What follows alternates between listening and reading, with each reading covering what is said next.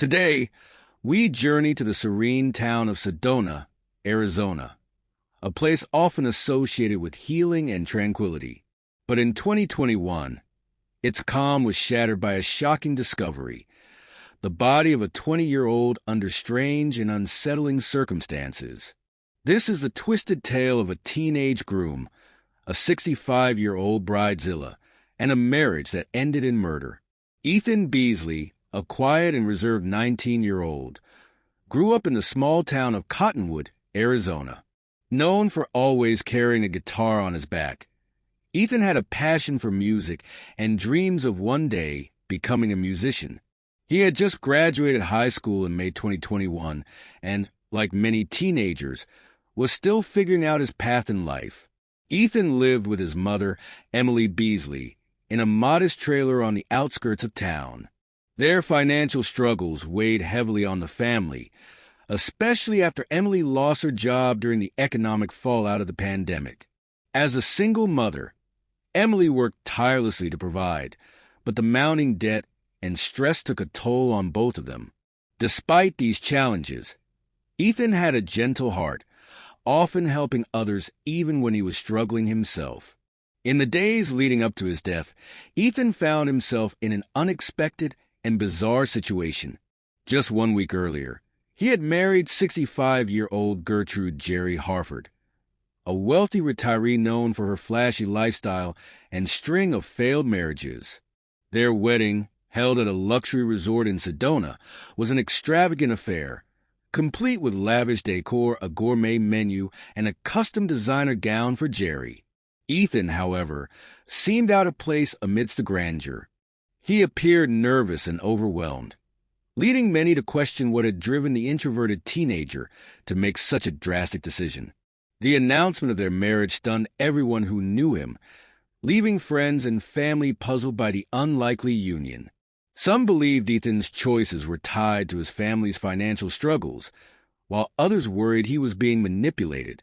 His relationship with Jerry wasn't just unconventional due to their age gap. Her domineering and volatile personality added another layer of tension.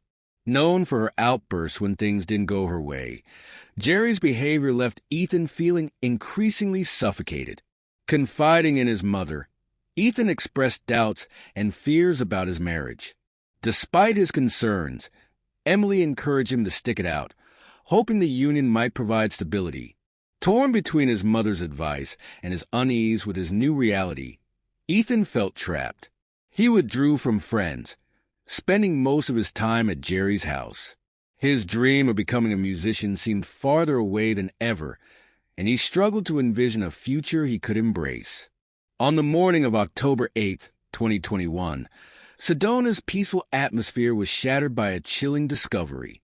At 8:30 a.m., Marjorie Lane, an 82-year-old neighbor, was out for a daily walk when she noticed something unusual at Jerry Hartford Beasley's luxurious home. The curtains were tightly closed, and the front door was slightly ajar, a stark contrast to Jerry's typically meticulous routine. Concerned, Marjorie decided to check in. As she approached, she called out, but no one answered. Hesitantly stepping inside, she was met with a sharp, acrid odor. Then she saw him. Ethan Beasley lay motionless on the living room floor, slumped against the couch. Empty prescription bottles were scattered nearby, with a half-full glass of water on the coffee table. Frozen with shock, Marjorie's heart raced. She had known Ethan and couldn't comprehend what she was seeing. Fighting back tears, she dialed 911, her hands trembling as she explained the scene to the operator. Following instructions, she cautiously approached Ethan, gently shaking his shoulder and calling his name. There was no response. His face was pale, lips tinged blue, and he wasn't breathing. Marjorie's mind raced with disbelief, her thoughts flashing back to the wedding just days earlier. Ethan had seemed so out of place beside Jerry in her extravagant gown. How could things have gone so wrong so quickly? Tears streamed down her face as she stayed on the phone with the 911 operator until help arrived. Paramedics and police reached the scene by 9 a.m., quickly confirming Ethan was deceased. Marjorie, shaken to her core, sat on the curb, staring blankly at the house where Ethan's young life had come to such a tragic end. Leading the investigation was Detective Marla Grunwell, a seasoned investigator with the Sedona Police Department. Known for her sharp instincts and no-nonsense approach, she quickly took charge of the case. Accompanied by Officer Tom Jenkins, a young and eager recruit, she stepped into the house that had now become the center of a chilling mystery. The living room, where Ethan's body was discovered, was unsettlingly quiet. The luxurious furnishings and carefully curated decor contrasted sharply with the lifeless figure on the floor. Detective Grunwell immediately took note of the empty pill bottles scattered nearby and the half-full glass of water on the coffee table. The labels indicated prescriptions for drugs like Xanax and OxyContin, substances frequently linked to overdose cases. But something about the scene didn't sit right with Grunwell. The room was almost too pristine. No signs of a struggle, no disarray, nothing out of place. It was as if someone had gone out of their way to ensure everything appeared in order, a detail that set off alarm bells for the experienced detective. Grunwell instructed Officer Jenkins to document the scene with photographs while she called in the forensic team to gather evidence. Soon after, the coroner, Dr. Evelyn Hahn, arrived and conducted a preliminary examination. While she confirmed that Ethan likely died from a drug overdose, the excessive quantity of substances present suggested this was no mere accident. As Grunwell surveyed the room, her attention was drawn to a wedding photo on the mantelpiece. In it, Ethan stood beside his wife, Gertrude Jerry Hartford Beasley. His expression was distant, his eyes avoiding the camera, in stark contrast to Jerry's radiant smile. It was a subtle but telling glimpse into what might have been an unbalanced relationship.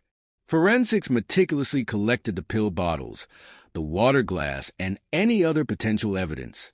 They also noted a faint trace of a familiar fragrance lingering in the air, Jerry's signature perfume, Chanel No. 5. This seemingly minor detail added another layer of intrigue. By the time the team wrapped up, Detective Grunwell was convinced this was no accidental overdose. The evidence hinted at foul play, and the investigation was just beginning. As they delved deeper, their focus turned to the most obvious suspect, Jerry Hartford Beasley, Ethan's 65-year-old wife. Jerry was well known in Sedona for her extravagant lifestyle and commanding personality. Born into wealth, she had a string of failed marriages behind her, each ending in acrimony. She was notorious for her obsession with youth and perfection, earning her a reputation for tantrums and controlling behavior. When Detective Grunwell and Officer Jenkins arrived at Jerry's home later that day, they found her lounging poolside mere steps from where Ethan had died. Sipping a mimosa and flipping through Vogue, she appeared disturbingly nonchalant given the circumstances. Dressed in a flowing designer kaftan and oversized sunglasses, she greeted the officers with a polite but hollow smile. When questioned about the events of the previous night, Jerry claimed she had gone to bed early, leaving Ethan in the living room playing computer games. She said that when she didn't see him in bed the next morning, she assumed he had fallen asleep on the couch. While she expressed mild surprise and some sadness at the news of his death, her demeanor lacked any genuine grief. It was as if she were talking about a distant acquaintance rather than her husband. During her interview, Jerry's responses were calm and consistent, but her lack of visible emotion raised suspicions.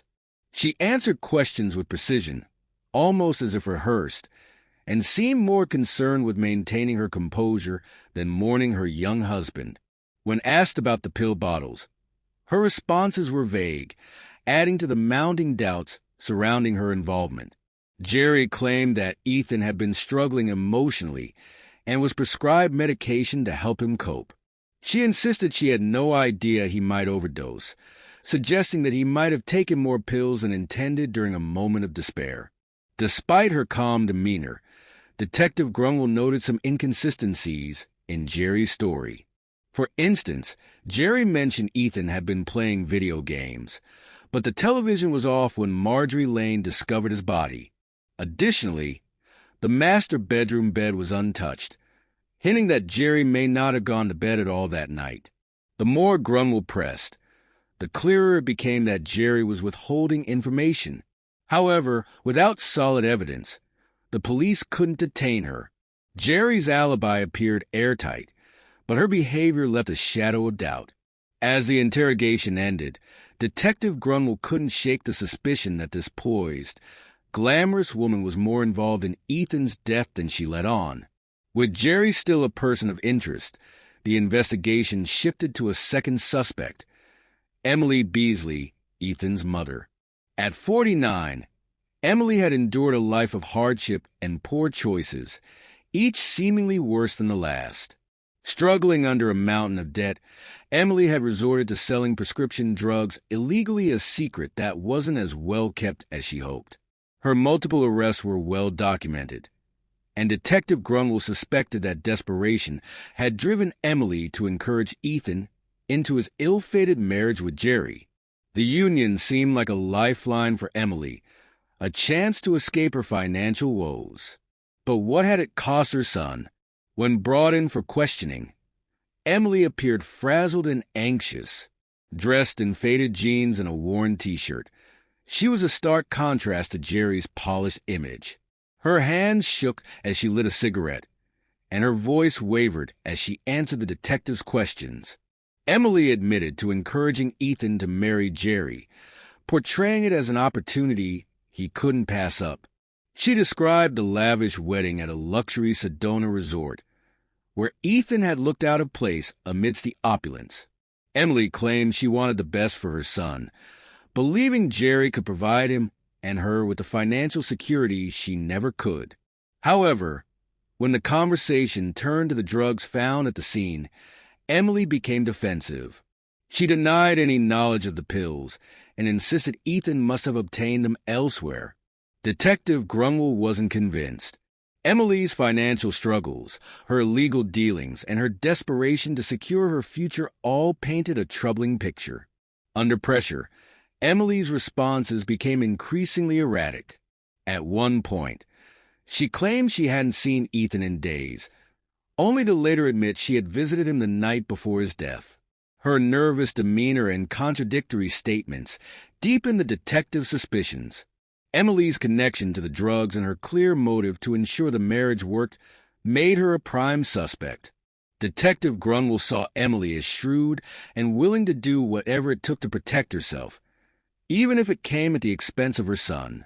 As the interrogation ended, the police felt closer to uncovering the truth, but the case was far from solved. With both Jerry Hartford Beasley and Emily Beasley under scrutiny, the investigation turned to a third suspect, Harry Hartford, Jerry's ex-husband. At 70, Harry was a wealthy real estate mogul with a reputation for ruthless business tactics and a turbulent personal life. His latest venture, developing retirement communities across Arizona, had significantly expanded his fortune. But his past connections to Jerry and his complicated history raised questions about his potential involvement in Ethan's tragic death. Harry's relationship with Gertrude had ended bitterly just months before she married Ethan. The divorce had been a public scandal, widely discussed in Arizona's elite social circles. Gertrude had walked away with a significant portion of Harry's wealth, leaving him embittered and humiliated. To make matters worse, her swift marriage to Ethan, a man nearly half her age, felt like an intentional jab at Harry, fueling his resentment and jealousy. Detective Marla Grunwald and Officer Tom Jenkins decided to question Harry. When they arrived at his sprawling estate, they found him in his home office, surrounded by legal documents and blueprints. Harry greeted them with a firm handshake, his demeanor confident and composed. Unlike Emily, who had been frazzled and defensive, Harry exuded control, almost as if he had anticipated their visit. During the interrogation, Harry was cooperative but careful. He admitted his frustration over Gertrude's new marriage, calling it an insult to my dignity. However, He firmly denied any involvement in Ethan's death. Harry claimed he had been focused on his business ventures and had minimal contact with Gertrude or Ethan since the divorce. When questioned about his whereabouts on the night of Ethan's death, Harry provided a solid alibi. He said he was attending a business dinner in Phoenix, surrounded by prominent investors who could vouch for his presence. The police confirmed several high-profile attendees were indeed at the event, making his alibi difficult to dispute. Despite Harry's apparent cooperation, Detective Grunwald felt uneasy. His calmness seemed too rehearsed and his answers too polished. Witnesses had also reported seeing Harry arguing with Gertrude just days before Ethan's death at a local country club. During the heated exchange, Harry allegedly told her she would regret the divorce, words that now carried a more sinister weight. While the police lacked concrete evidence to arrest Harry, his potential motive, revenge and jealousy, kept him under close scrutiny. On October 15, 2021, as the investigation began to stall, a crucial piece of evidence surfaced. That afternoon, Detective Grunwald was at the station reviewing the case files when Officer Jenkins entered, holding a sealed envelope that had been anonymously delivered earlier. Inside was a USB drive. The drive contained a series of text messages exchanged between Gertrude Hartford Beasley and an unknown contact in the days leading up to Ethan's death.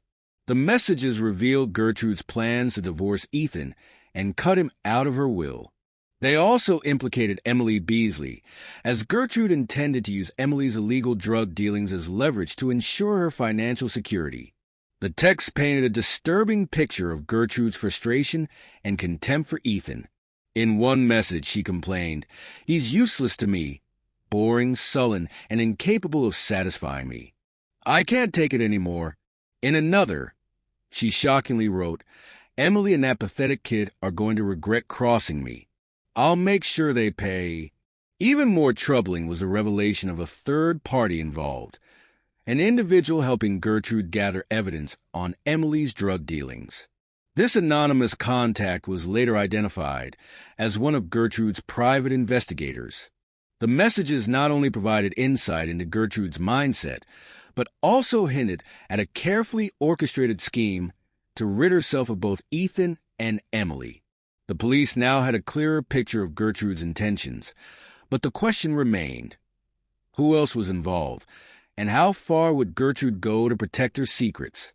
Detective Grunwald and her team began tracing the origins of the messages, knowing they were on the brink of uncovering the truth behind Ethan Beasley's tragic death. Gertrude's scheme became even clearer when investigators uncovered that she had hired a private investigator in the days before marrying Ethan. This investigator had unearthed Emily Beasley's record of drug dealing and supplied Gertrude with the leverage she needed to manipulate the situation to her advantage. The new evidence painted a damning portrait of Gertrude as cunning and ruthless, willing to stop at nothing to get her way. It also raised troubling questions about Emily's role in Ethan's death. Was Emily acting out of desperation after learning of Gertrude's plans? Or had she unknowingly played into Gertrude's hands? Armed with these revelations, the police intensified their scrutiny of both women. It became clear the truth was far more intricate than anyone had initially thought. As the investigation deepened, the pieces of this tragic puzzle began to fit together, though the full picture was still elusive. On October 20th, 2021, the investigation reached a turning point. After thoroughly analyzing the text messages from the USB drive and cross-referencing them with phone records, detectives uncovered the shocking truth. Emily Beasley, Ethan's own mother, had orchestrated a deadly plot.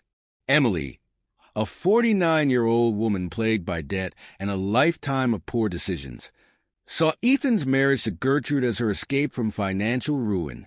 Terrified that Ethan, who reportedly struggled with intimacy in the relationship, might be abandoned by Gertrude, Emily devised a scheme to keep the marriage intact. She had been secretly supplying Ethan with prescription medications and enhancers to ensure he remained compliant and met Gertrude's expectations. But Emily's plan spiraled out of control when Ethan, distraught over his loveless marriage and the pressure he faced, consumed more pills than Emily intended, leading to a fatal overdose. Gertrude, meanwhile, had been planning her own escape. Frustrated by Ethan's demeanor and lack of compatibility, she had decided to divorce him and sever ties with both Ethan and Emily. The private investigator's discovery of Emily's illegal drug activities gave Gertrude the ammunition she needed to protect her wealth. In a cruel twist of fate, Emily's desperation to keep Ethan in the marriage collided with Gertrude's schemes, culminating in tragedy.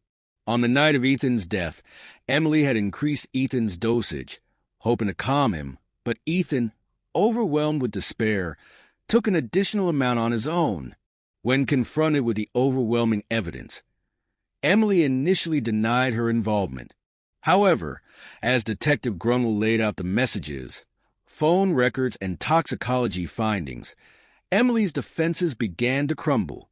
Tearfully, she admitted that her actions were never meant to harm her son, but rather to save him and secure a future for them both. Emily's arrest shocked the small town of Sedona. The community, already rattled by the strange circumstances of Ethan and Gertrude's marriage, struggled to process the revelation that greed and desperation had driven a mother to inadvertently cause her son's death. As Emily was escorted away in handcuffs, her face reflected a mixture of guilt and devastation. The Beasley family, overcome with grief, expressed their sorrow and disbelief, struggling to come to terms with the truth. While Emily's arrest closed a grim chapter in Sedona's history, the pain and heartbreak of Ethan's tragic death would linger in the community for years to come. Emily Beasley's trial commenced in December 2022, drawing a packed courtroom of reporters from outlets such as the Arizona Chronicle and Crime Weekly Digest, eager to cover the grim details of the case. The prosecution, led by Assistant District Attorney Mark Christensen, 42, depicted Emily as a calculating and desperate woman who prioritized her financial security over her son's life. Known for his sharp wit and unwavering determination, Christensen argued that Emily's actions were deliberate, fueled by greed, and backed his claims with damning evidence, including text messages, phone records, and Emily's own confession. The defense, led by Public Defender Carita Vasquez, 28, portrayed a starkly different image of Emily, a troubled mother who made a tragic mistake. Vasquez, recognized for her empathetic yet firm approach, emphasized Emily's financial struggles and the immense pressure she faced. She argued that Emily's actions, while misguided, were never intended to harm Ethan, painting a picture of desperation rather than premeditation. Her heartfelt appeal to the jury highlighted the humanity of Emily's situation, urging them to consider her difficult circumstances. Ethan's family sat through the trial in visible anguish, their pain evident with every word spoken. While the prosecution's case was strong, Vasquez's plea for leniency seemed to resonate with some jurors. On December 15, 2022, the jury reached their decision. Emily Beasley was found guilty of involuntary manslaughter. The jury concluded that although Emily's actions led to Ethan's death, there wasn't sufficient evidence to prove intent to kill. As the verdict was read, the courtroom was eerily silent. Emily, her face pale and expressionless, appeared resigned to her fate. The judge sentenced her to 10 years in prison, with eligibility for parole after 5. Reactions to the sentence were mixed. Some argued it was too lenient for the loss of Ethan's life, while others felt it was appropriate given Emily's desperation and lack of intent. For Ethan's grieving family, the verdict offered little solace. They were left grappling with the heartbreaking reality that the person meant to protect Ethan was the one responsible for his death. Emily was sent to the Arizona State Prison Complex in Perryville, a high-security facility near Phoenix. Her case's high-profile nature made her a frequent target of gossip among inmates. With limited rehabilitation resources available, Emily faced a harsh environment, spending much of her time in programs aimed at addressing substance abuse and mental health struggles. These efforts, while small steps were part of her attempt to reconcile with the consequences of her actions. Meanwhile, life in Sedona began to slowly return to normal.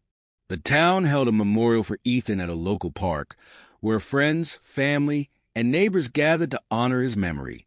The event featured heartfelt speeches, live music, and shared stories of Ethan's life and dreams.